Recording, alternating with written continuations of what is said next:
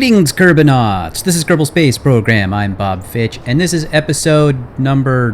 What the heck episode number is this? 26! Episode 26 of Project Odyssey, and I have good news and bad news. You remember this launch right here, right? It's the Duna network. It's got 11 satellites on there that were going to go to Duna and set themselves up in various locations all around different orbits. Well, the good news is I'm learning a lot about KSP and how to modify it. The bad news is I'm learning a lot about KSP and how to modify it. I hope you got a good look at this, because you won't be seeing this particular one ever again, and you might not see something that's exactly like it. It'll just be similar. What am I talking about? Okay, you are going to think that I am completely crazy, but for the last 2 weeks, I have been working on a new install. See, the thing is, I had been 3 weeks ahead on making videos, and so for the last 2 weeks I've actually been showing you videos that I made a while ago, and during these 2 weeks I haven't been able to make anything because I've had to start over again. Now this episode we are just going to zip through as fast as we can to try and catch ourselves back up to where we were the last time that I did this. You can see that core booster that's dropping away now from our very first TDRS satellite for this latest install was a new artwork. Well, that's one of the things that's happened is I have found a whole bunch of changes to mods, and I've been making a bunch of changes as well, like adding tweak scale to everything. Now, let me tell you, when you have an install that started off without tweak scale, and then you add it, and then you change what the scaling values are, and then you add and remove different modules from things because you're experimenting and building up your brand new installation with lots of customization and lots of part modifications by hand, by you, not just me downloading stuff and dropping it in and, oh, look, I broke things, but I'm getting in there and my hands are getting dirty and I'm changing things that are breaking KSP. Like I said before, the good news is I'm now learning what those things are. I now know how I've been breaking it. The problem with it was, in order to get to that place where I understood what I had been doing that was making it all go nuts on me, is I had to have it go all nuts on me one more time. The latest install of Project Odyssey, the one that you guys have been watching week to week now after the reboot episode, well, it is no longer loadable. The game actually just flat out crashes. It doesn't even load anymore. I was getting a little bit unstable, lots of memory exceptions and things, and I was trying to fix those, but now it's just corrupted. Won't even load. So I had to start over. I have a little bit more bad news while we're at it. I'm not sure at this point in the video, because I'm actually making this one that you're watching now. I'm making it as we go along. We'll see where we are as we get toward the end of it and how far into the week I am. But basically, I have 5 days to get this put together for you. Anyway, I'm not sure at this point whether I will be able to put together an interlude that shows the Kerbals doing things for that whole story side of the episode. And the reason is, I needed space on my hard drive, and I deleted a folder that I didn't think was the well, okay, I was an idiot. Let's just say that. I was an idiot, deleted the folder that contained all of my interlude movie sets on it, and the folder was so big that when it said, hey, this isn't going to fit in your recycle bin, are you sure you want to delete this? I said yes, and it was the wrong folder, and now we have no interlude sets. Anything that we see from this point forward, I have to rebuild from scratch for that episode. So at most, I'm going to be able to do one interlude per show where I introduce a new set or reintroduce an old set back into the new part of the series. Oh, and thinking of things that I need to build over again, well, I had earlier said there was good news and bad news, and I told you what they were. I should have said there's also some great news, at least for you. The great news for you is that I am also tracking every single step I take along the way installing this. Every mod link I'm using, every change I'm making, every part that I'm including, I'm doing it in a document, a text file that I'm going to include in the description below this video. Look down there, there's a link. From there, you can get everything there is to know about Project Odyssey. What mods to install, what to do to them after you install them, where I got them, the links are in the document, the parts I'm using are in there, and it has the configuration file that I'm editing. In order to keep everything up to date, I've also included anything that's particular to my installation. So if I have created a customized part, that's in there as well. Now, if anybody downloads this and they want to give it a try and you have any problems with it, which I might have forgotten a step somewhere along the line, hopefully I didn't, but if I did, just let me know and I will do what I can to fix it up and make sure that we always have a good copy there so that anybody who's trying to follow me will be able to do so. Now, there is one problem with this. It's a 0.24 installation still. I have not upgraded to 0.25. So if you didn't keep a copy of your 0.24, this may not work. Another problem is all of the mod makers are currently updating everything to 0.25. So if you can't get your hands on older versions, again, we might be out of luck. There might be some cases where it's not going to work. You're going to want to grab them as soon as you can if you want any chance of this succeeding. I'll eventually switch to 0.25 probably, but right now I can't because some of the mods I use like KW and Nova Punch, they're still not working correctly. The parts don't scale correctly, textures don't load correctly, things like that.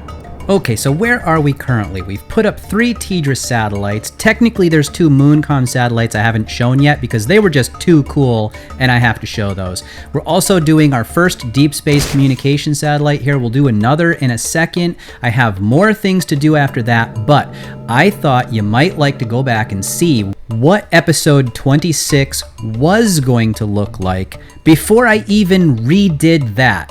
I had already started making just a little bit of it, and that was sort of cool too. So here you go. Here's the very last footage I was able to lay down for episode 26 and the little bit that I had actually started to edit together. Without further ado, old number 26. Greetings, Kerbonauts. This is Kerbal Space Program. I'm Bob Fitch, and this is episode number 26 of Project Odyssey. And at the end of 25, I had noticed when we had just finished docking with the space station that we were running really low on fuel. We were almost completely out of hydrazine, and we could probably use a little bit of other fuel. We have plenty of life support supplies, but I want to send up a resupply ship to make sure that we are fully stocked on hydrazine. And that's it. That's all the editing, the narration. That's all of the narration I had gotten done.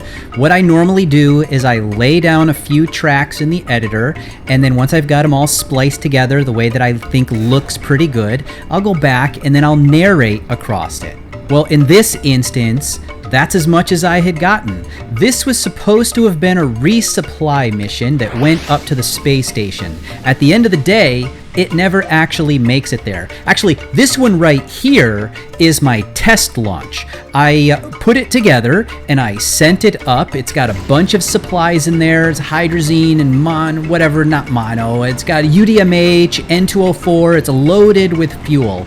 And I was sending it up in this demonstration flight and it flew flawlessly. I had no problems with it whatsoever. So I reverted and then did the legitimate launch that was going to take it up to the station. The second launch had a slight problem where after I had finished decoupling and everything, I looked at it and I was like, hey, where's my 4th solar panel? There's supposed to be 4 solar panels. On this, the demonstration launch, you can see that it still has 4 solar panels. But on the actual launch, all of a sudden it had 3 and I have no idea where one went. Maybe I'll notice it in the video while I'm watching it back right now and narrating over it. Anyway, like I said, this was the last thing. You can see right here we have just finished doing the test. Then I went to the real launch.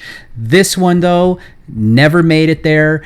it started exploding. Not the ship itself, but the game, right? The game itself was exploding, virtually exploding, not legitimately. I just couldn't load it anymore, and I tried editing my saved game file, and if I had gone backward into an older save, I was pretty sure that that wasn't going to work either, because the things that I was doing that were making the save go corrupted, they had already been done to all of the parts. The parts in the game were the things that were going bad.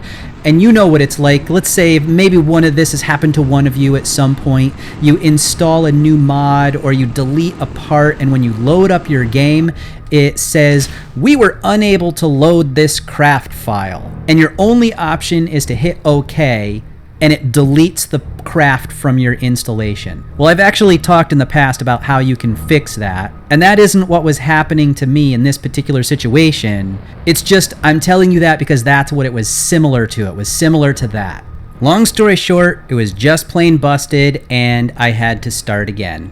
Now you can see here, this is where I said I had only 3 solar panels. I have no idea where the 4th one went, and actually, I forgot to look as I was narrating, and I still don't know where the 4th one went. Okay, so we're back now to the latest installation, sort of. I'll explain that later. Anyway, this was the Mooncom satellite, and we had already launched at this point 3 brand new TDRSs, and technically I've shown you me launching one of the deep space comms. I'm not done with that one yet, and this happened in between those, but I wanted to spend a little bit more time on this because I swear this is one of the most gorgeous, beautiful, awesome rockets I've ever done, and I really want to spend some time on this one and show you this one. First of all, the booster itself I think is pretty darn good looking, but that's not what makes this one special. It's special because it's carrying 2 satellites in the most unique way that I've done yet in KSP. But first, I want to go silent for a few seconds while I set myself toward my maneuver node, and you can hear this new RCS effects mod that I've added.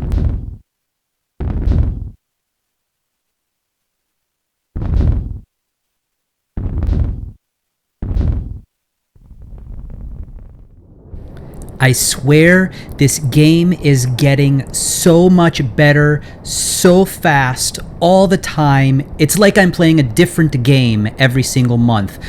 Why do you need anything else when you have this one? You need nothing. Absolutely nothing. This is the only game you need. It's everything.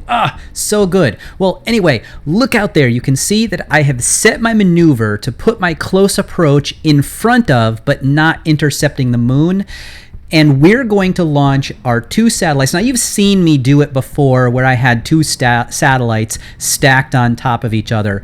But if you look closely at this one, remember last time what I had was the fairing popped away and you could see both satellites at the same time. You can't see both this time, can you? No. Why? Because the second one is down below, just like how real satellites get double stacked for a launch like this.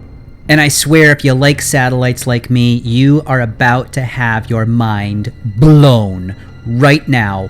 Well, not right now, but really close to now. Okay, the antenna is going out, and there it goes. The first satellite has decoupled from the whole assembly. We need to put out the solar panels and get all the dishes out and all of that good stuff. But then we are going to switch back to the other thing, or the original launcher there, and then I'm going to blow your mind.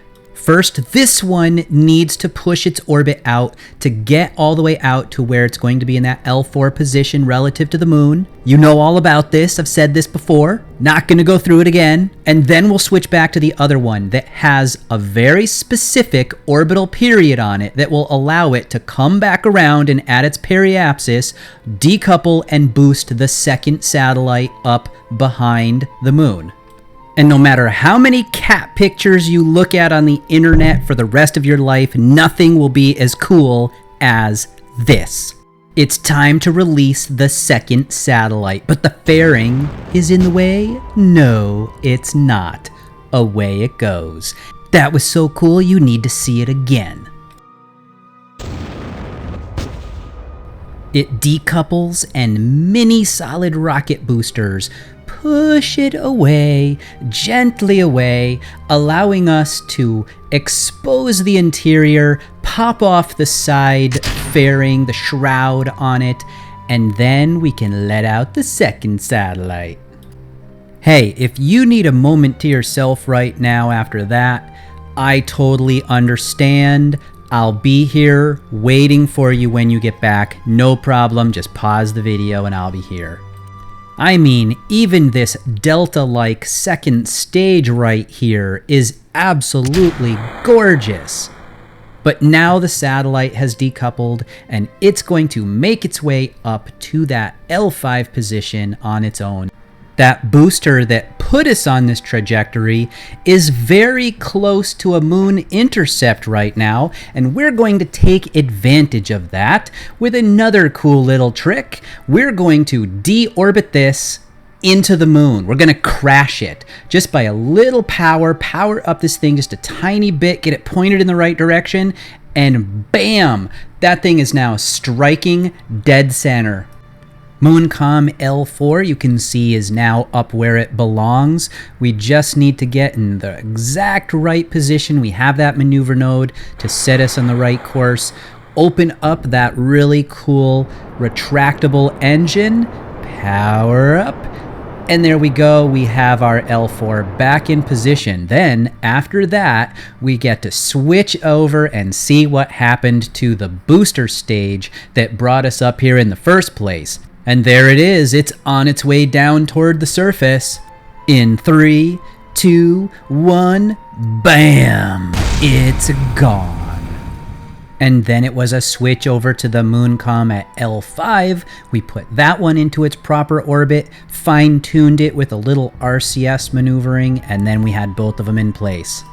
And even though I was launching stuff and feeling good about launching stuff, and I don't care what it is I'm doing, I was still feeling a little bit bad about having lost my install again and having lost all of my interlude sets for the movies, so I decided I needed to come into my 025 copy of KSP and blow something up. Why? Why not? Is there any reason you could possibly give me why I would not want to come into 2.5 and blow up my VAB? No, you can't. So that's it. That's what I did. Next up, it's time for the second deep space satellite. This one is going, oh geez, I don't even remember. Well, you know, there's the L4, L5. I launch one, I launch the other. I don't even know which order I launch them all in anymore. All I know is I need 2 of them up. I'm sent one earlier. I'm sending another one now. There it is. Gorgeous. Beautiful. Look at it. You just want that thing to be your baby, don't you? You could be so lucky as to grow older, or maybe you already are, and have children that look as good as that right there and function as well as that right there. Look at that Delta lower stage, and when that thing decouples, look at the way it unfolds here. Okay, oh, it's coming up, it's coming up. All right, ready?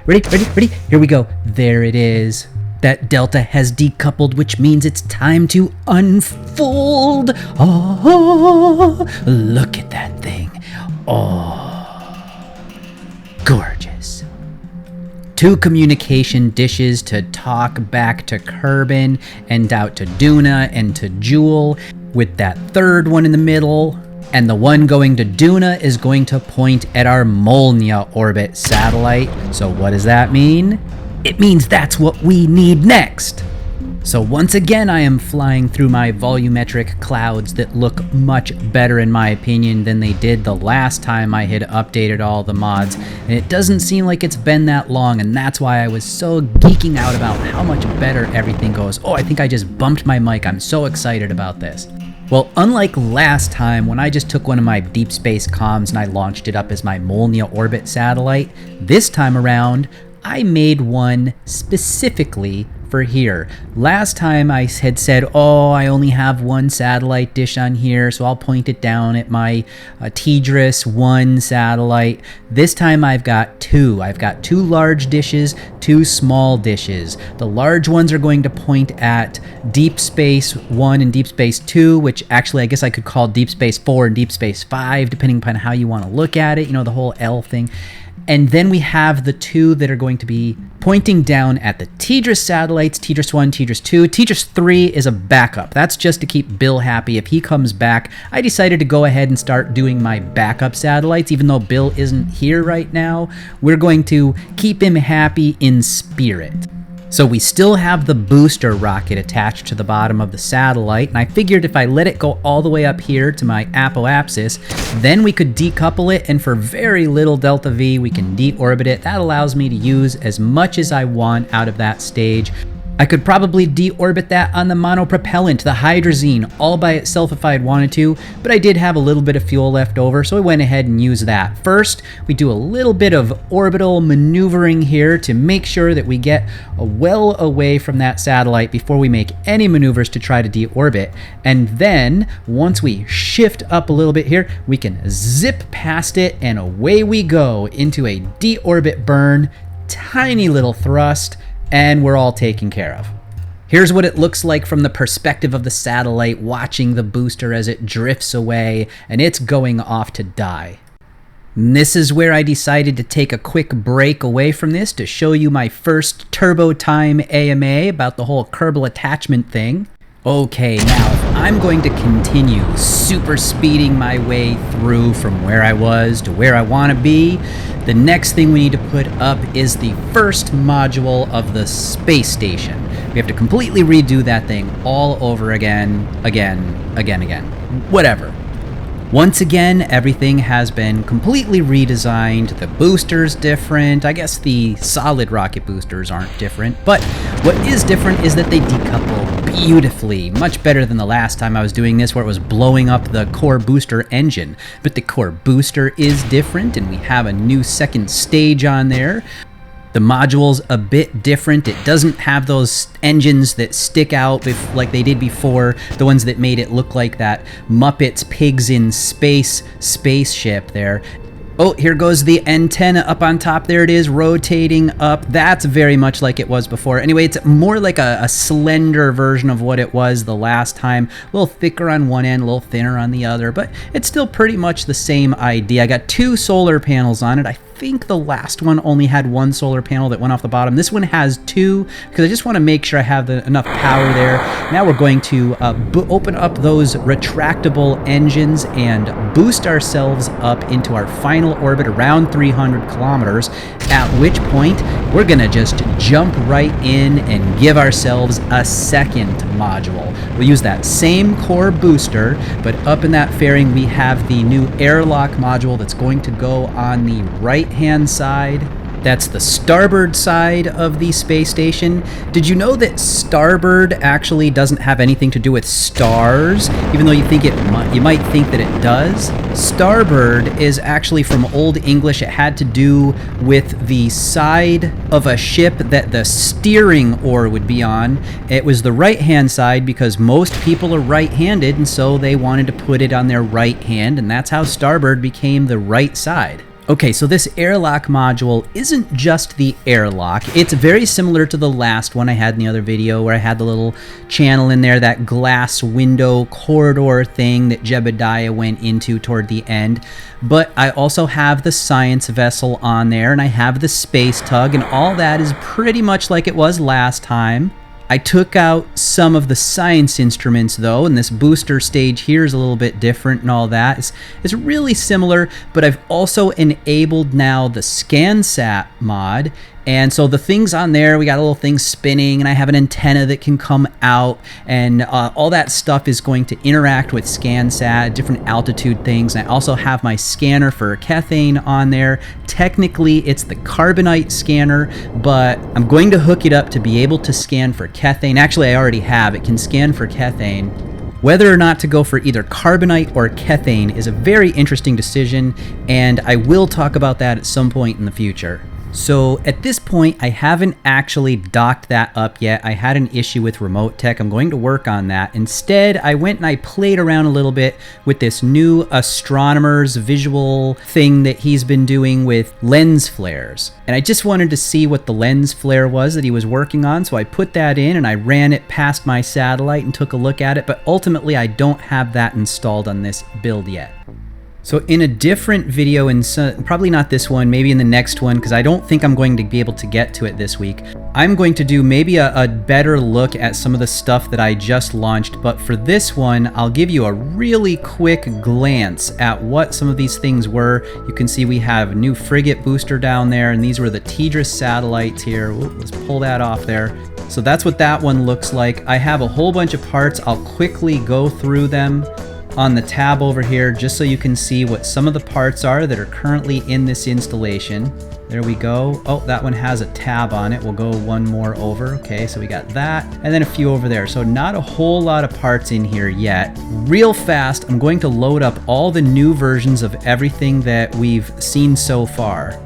Another thing you might be noticing here is that I have this little toolbar where it says sort and filter. I've been working on my simple part organizer, trying out the buttons and seeing if I can get those buttons to work with the stock. And so far I have this one over here working fairly well. You can move this toolbar around and now it brings this up, although I still have to work on the positioning of the menus. Anyway, the Molnia satellite. So this one we saw this one. We got a pretty good look at this one actually. You can see it's got that, what I call a centaur, but it looks like a delta stage in there. And then it has all these dishes on robotic hinges and everything. So a nice close look here, up real close to it. And then we'll just go on to the next one. Oh, sorry, that was the deep space comm. Now we're going to do the Molnia orbit. All right, pop the fairing off on that, and you can see that that looked actually quite similar. I took the basic idea of the one, and then I just changed some of the dishes around to make the other one, because I knew I wanted 2 dishes in this one, but only 1 in the other. So I put these reverse RCS thrusters up there instead. But all the rest of it here is pretty similar. Okay, what is next? We have our moon comm. I really wanted to show you this one. And I know that you're just dying to see it too, aren't you? So we'll take that little fairing bit off and that little fairing bit, and now you can see what it looks like in there. Actually, we're going to pull this off too, just so we can see it like this, because I really like the look of that. Zooming in here a little bit, you can see what's going on is it has that fairing up on top there. If we look at the side of it, it has tiny little boosters that were pushing it off once it decoupled. We use a procedural fairing right here and attach that up on top of it. So you saw what happened. This whole thing came off here, allowing the top satellite to decouple and fly away, and then this one comes off, and then the side fairings come off, and that allows us then to get to the next one down, which, oh, let's get in there. There we go. And then that one contains the root part. I have this new part here actually that I'm using for the CPU core. It's this one right here, the Odyssey computer core. It's got a whole bunch of little stats in there. The Odyssey computer core is scalable now. Everything is scalable. That's one of the reasons why I wanted to switch. Oh, way too big. That's one of the reasons why I wanted to switch to this new yet again install, so that I could make these modifications to change the sizes on anything that I want. I can scale all the parts because I've put tweak scale on everything at this point. You can see it's on here and on these orbs. It's on everything. There is one thing that I have noticed though, is that there is a bit of a bug. Suppose we take a fuel tank. I'll grab a fuel tank here as an example. Suppose we take a fuel tank and I put it on, and we'll give it an engine so that it knows when it goes to add its tank what it should be. So we're going to put in the kerosene and liquid oxygen. Now look at how much there is. 43K, 71K. So if I take this and I scale it down to 2.5, it changes 12K and 21K. However, if I remove the tank and then I add the tank back again, it goes back to the 43 and the 71 as if it were the larger scale. In other words, completely unbalancing the part. So whenever I fill one of these tanks, I have to make sure it's the proper size first. Otherwise, I'm essentially going to be cheating and not know it. If I fill it when it's really small, let's try that. Let's put it really small. This is almost, there we go. That's the smallest it can possibly go. We're we're going to remove the tanks and then add them in. Now it's back to 4371. So if we scale this back up to the 2.75 or 3.75 that I wanted, now look at it, 9 million, 13 million. Yeah, a little bit broken. So you just have to be careful with that. Always fill these tanks when they are at the appropriate scale and then scale them from there. Now we're taking a look at the Odyssey core module. So we had that lower stage there.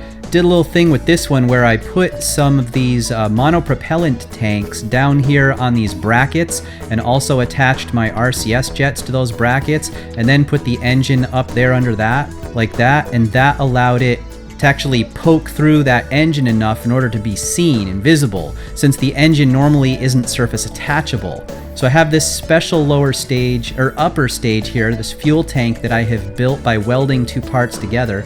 Come to think of it, let me show you the large booster over here. This one is also welded together. Oh, it's flipping out. All right, so this one is also welded together. I have a tank there and a tank there, just to give it some stripes and some little break up the pattern a little bit. We have a scaled down orange tank at the top and a larger normal size one at the bottom. Those are the only welded parts that I have so far. All right, now moving into here, we just saw this one in orbit. Let me grab it and flip it sideways, because this is how it looks when you're up there going along in the orbital path. So we can get a nice good look at it here. I have new RCS jets. I have a couple at the back and a couple at the front here. We have our solar panels, docking port has a camera on it, and because I am using the raster props, that camera also shows me what it's going to be able to look at. Radiator and monopropellant assemblies on the side, 4 engines. This is the computer core and the root part. That's over here. You can see we got our Odyssey station core.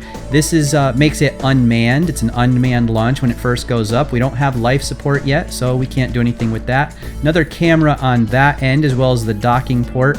Living space module in there. This is my gyroscope. Looks a little bit more interesting than the last time.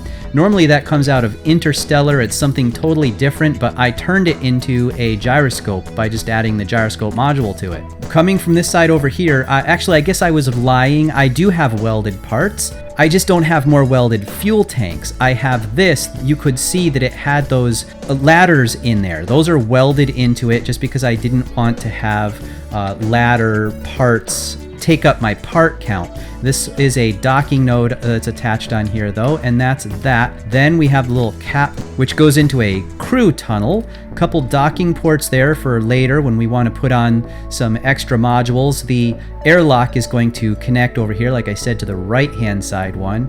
We got a couple more of those. Let's see what else. We have the antenna up there. It's on a hinge that allowed me to flip that up. We have an ELC down in the bottom with a couple frams ready to go. Satellite dish on there.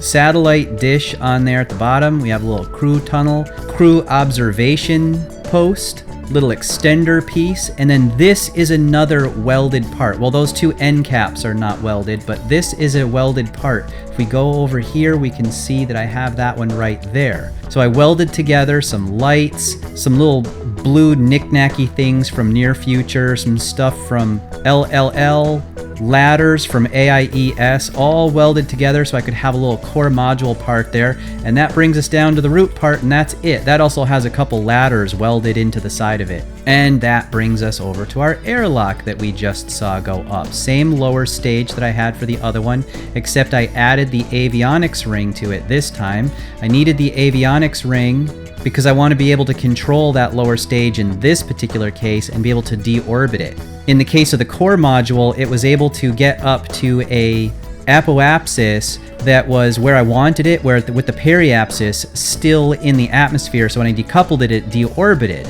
The core module had its own engines. This one doesn't have, well, I don't want to use these engines and all of its fuel, so I decided to deorbit that lower stage. Now, this was the tug. I have two different docking nodes on it. We have one type up here, and the other one I just took off at the bottom, so that if I want to be able to dock it to any type of port, then I can go either way. We have a bunch of stuff on this, little lights down there on the bottom pointing at where we're going. We have forward and backward monopropellant or hydrazine thrusters, roll hydrazine thrusters there.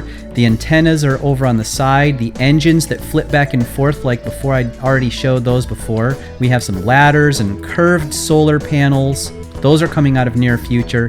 This is a scaled up part here from the station parts, the stock station parts, little camera to point where we're going to be docking. And then moving our way from the top of the airlock module, we have docking port, hydrazine monopropellant there. We have some little connectors for the glass hallway.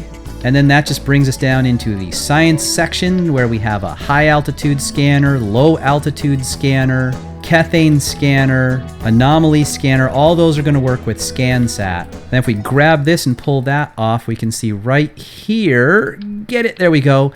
That is the airlock. So we'll be going in and out of that. And that's pretty much it for this one.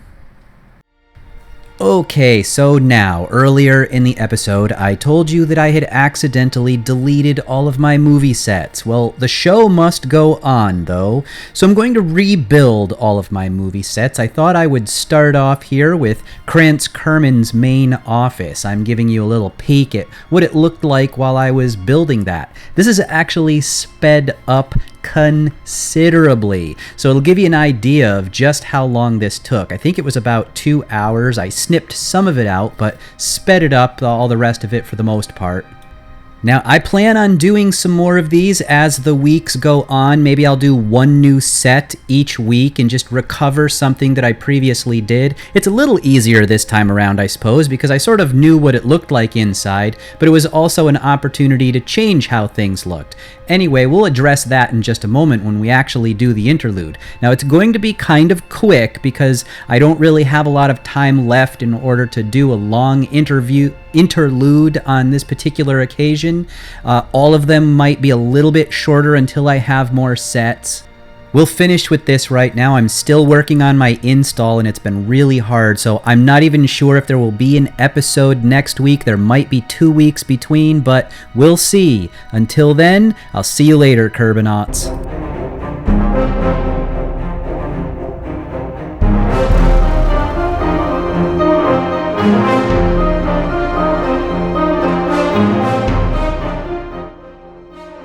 3.5316 discrepancy and a 42.5 day lead. Sorry I'm late. I see you're all set to start, though. No worries, Bob. We know your project is the most important right now. In fact, why don't we begin the staff meeting with a status report on that? Sure thing. The anomaly readings indicate that Hadfield